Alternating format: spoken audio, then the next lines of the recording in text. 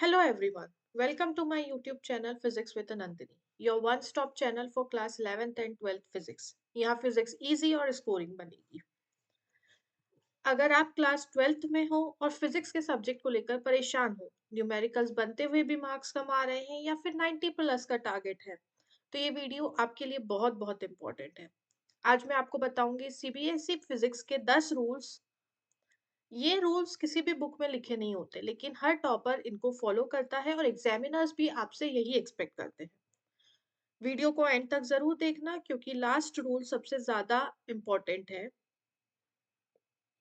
तो चलिए शुरू करते हैं। रूल नंबर 1 इज सिर्फ फॉर्मूलाज याद होना इम्पोर्टेंट नहीं होता है, कॉन्सेप्ट्स क्लियर होना चाहिए।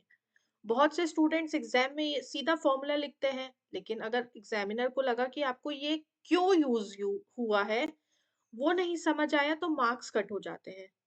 जैसे इसलिए जब भी फॉर्मूला लिखो तब एक लाइन में कॉन्सेप्ट लिखो, जैसे अकॉर्डिंग टू गॉस लॉ या फ्रॉम फेराडेस लॉ, या जैसे कि हम लिख सकते हैं फ्रॉम फेराडेस लॉ। ये एक लाइनर का कॉन्सेप्ट लिख के फिर आप फॉर्मूला लिखो। ये बहुत छोटी सी बात है, लेकिन ये आपके बहुत सारे मार्क्स बचा देती है। नेक्स्ट है रूल नंबर 2। फिजिक्स में डायग्राम फ्री मार्क्स के जैसे होते हैं, चाहे रे ऑप्टिक्स हो या चाहे करंट इलेक्ट्रिसिटी हो या फिर चाहे मैग्नेटिज्म हो। अगर डायग्राम बना दिया तो एग्जामिनर को एक क्लैरिटी मिल जाती है। अगर फाइनल आंसर गलत भी होता है तो डायग्राम के मार्क्स अलग से मिल जाते हैं। इसलिए रूल सिंपल है, डायग्राम्स बनाओगे तो मार्क्स पाओगे। नेक्स्ट रूल है जो कि एक बहुत ही ज्यादा इंपॉर्टेंट रूल है। ये सीबीएसई में अच्छे मार्क्स स्कोर करने के लिए गोल्डन रूल है। करेक्ट न्यूमेरिकल आंसर है पर रॉन्ग यूनिट है तो मार्क्स कट हो जाएंगे। इसलिए ऐसा यूनिट्स लिखना कंपलसरी है। इसलिए हमेशा चेक करो कि आपने मीटर्स, सेकेंड्स, वोल्ट्स, टेस्ला ये सारी एसआई यूनिट्स के फॉर्म में ही आंसर लिखा हो, क्योंकि अगर यूनिट गलत हुई तो पूरा आंसर रिस्की हो जाता है। Fourth, another important rule is direction लिखो। ये रूल बहुत से स्टूडेंट्स इग्नोर कर देते हैं। चाहे फिर हमारा इलेक्ट्रिक फील्ड हो या फिर मैग्नेटिक फील्ड हो या फिर करंट हो, ये सारी हमारी वेक्टर क्वांटिटीज है। तो अगर जहां पे भी वेक्टर क्वांटिटीज आती है तो डायरेक्शन मेंशन करो, क्योंकि डायरेक्शन मेंशन करने का मतलब है कि हमारा आंसर स्ट्रॉन्ग हो जाता है। तो जब भी पॉसिबल हो ऐसे लिखो, डायरेक्शन इज अलोंग। इस वे में आप मेंशन कर सकते हो, direction is along what ever may be your direction, या फोर्स एक्ट्स टूवर्ड्स। इस तरह से आप आपका डायरेक्शन मेंशन कर सकते हो। तो एग्जामिनर को लगता है हाँ, स्टूडेंट्स को कॉन्सेप्ट समझ में आता है। रूल नंबर 5, फाइनल आंसर को बॉक्स में लिखो। ये एक साइकोलॉजिकल ट्रिक है। आंसर सही होने के बाद भी अगर वो भीड़ में छुपा हुआ है तो एग्जामिनर मिस कर सकता है। इसलिए हमेशा फाइनल आंसर को बॉक्स में लिख के हाईलाइट करो। सिंपल हैबिट है, लेकिन डायरेक्ट मार्क्स पे कहीं ना कहीं इफेक्ट पड़ता है। रूल नंबर 6 है पीवाई क्यू सॉल्व करो। बहुत स्टूडेंट्स ये बात मानते ही नहीं है कि कॉन्सेप्ट्स रिपीट होते हैं। अब सीबीएसई नए कॉन्सेप्ट्स तो लाएगा नहीं, ना कोई नए कॉन्सेप्ट्स बनाएगा।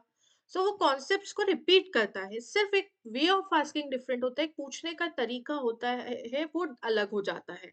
इसलिए पीवाई क्यूज को सॉल्व करना बहुत इंपॉर्टेंट होता है। अगर आप लास्ट 5 से 10 साल के पीवाई क्यूज भी अगर सॉल्व कर लेते हो तो एग्जाम में कॉन्फिडेंस ऑटोमेटिकली आ जाएगा। स्टेप या rule number 7, step marking. Numericals की सबसे बड़ी गलती डायरेक्ट आंसर लिख देना। सीबीएसई में स्टेप वाइज मार्किंग होती है। स्टेप वाइज मार्किंग यहाँ पे होती है। अगर स्टेप्स लिखे हैं और फाइनल आंसर गलत हो गया है तो भी आपको पार्शियल मार्क्स मिलेंगे। तो यहाँ पे सीबीएसई में step marking plays a very important role. ये आपको पार्शियल मार्क्स दिला देगी अगर आपका फाइनल आंसर गलत है तो भी। Rule number 8, again a important rule, neatness matters. अब स्टूडेंट्स कहते हैं मार्क्स हैंडराइटिंग पे नहीं आंसर पे मिलते हैं। रियलिटी तो लेकिन ये है कि अगर आपकी ओवर राइटिंग है, बहुत ज्यादा आपने काटा है आंसर को, आंसर शीट में बहुत सारे कट्स हैं या बहुत गंदी प्रेजेंटेशन है, तो ये सब चीजें एज एन एग्जामिनर इरिटेट करती है। तो इसलिए आप हमेशा ध्यान रखो कि आपकी प्रेजेंटेशन हमेशा क्लीन हो, नीटनेस हो पेपर में। Writing, I am not talking about the writing here, I am talking about the presentation here. Presentation should be clean. So अगर आपका आंसर क्लीन है, रीडेबल है, तो आपका इंप्रेशन पॉजिटिव पड़ेगा एग्जामिनर पे। और positive impression means good marks. Rule number 9 है सॉल्व मॉक पेपर्स। इससे क्या होगा कि आपको एक टाइम मैनेजमेंट का, एक पेपर पैटर्न का आइडिया मिलेगा। तो जैसे कि अभी 7 से 8 दिन बचे हैं आपके एग्जाम को, तो आप कम से कम 2 टू 3 मॉक पेपर्स जरूर लगाएं। 2 टू 3 मॉक पेपर्स लगाने से आपको एक समझ में आएगा कि आपको कौन सा सेक्शन पहले अटेम्प्ट करना है, कौन सा सेक्शन को बाद में अटेम्प्ट करना है, कैसे टाइम मैनेजमेंट करना है, और पेपर का पैटर्न क्या है, किस सेक्शन में कितने क्वेश्चंस आते हैं, किस सेक्शन में और वाले क्वेश्चंस आते हैं। तो ये सारी चीजें आपको मॉक पेपर लगाने से पता चलेंगी। And last and most important rule is कि don't study any new concept और एनी न्यू चैप्टर। ये सबसे ज्यादा इम्पोर्टेंट रूल है। लास्ट समय में क्या होता है, स्टूडेंट्स पैनिक करते हैं और किसी फ्रेंड ने बोला कि ये वाला कॉन्सेप्ट किया कि नहीं, और अगर आपने नहीं किया होता है तो आप उसको पढ़ने बैठ जाते हो, और फिर वो लास्ट मोमेंट पे पढ़ा हुआ कॉन्सेप्ट याद नहीं रहता है। तो इस मोमेंट पे सिर्फ आपको रिवीजन एंड री रिवीजन करना है। और आपको आपकी जो भी मिस्टेक्स हो रही है, जो मॉक्स में हो रही है, या जो आप पीवाईक्यू सॉल्व कर रहे हो, उसमें जो आपकी मिस्टेक्स हो रही हैं, आपको सिर्फ उनको रेक्टिफाई करना है और उसके थ्रू जो आपने पढ़ा है उसको रिवाइज करना है।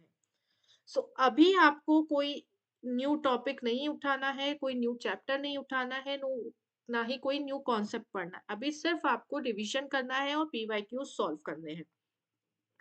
सो अगर आपने ये 10 इंपॉर्टेंट रूल्स फॉलो कर लिए तो फिजिक्स में स्कोर इंप्रूव होना गारंटीड है। और अगर आप चाहते हो कि आपको मैं रूल्स का पार्ट 2 बताऊं, या आंसर राइटिंग सैंपल्स दिखाऊं, या एग्जामिनर के जो रियल चेक पॉइंट्स है वो बताऊं, तो प्लीज कमेंट डाउन। और अगर वीडियो हेल्पफुल लगा हो तो please like it, share it with your friend, and please subscribe my channel. So मिलते हैं अब नेक्स्ट वीडियो में। जैसा कि मैंने पहले भी कहा है, वीडियो यहीं खत्म होता है लेकिन लर्निंग नहीं। मिलते हैं नेक्स्ट वीडियो में, तब तक के लिए ऑल द वेरी बेस्ट।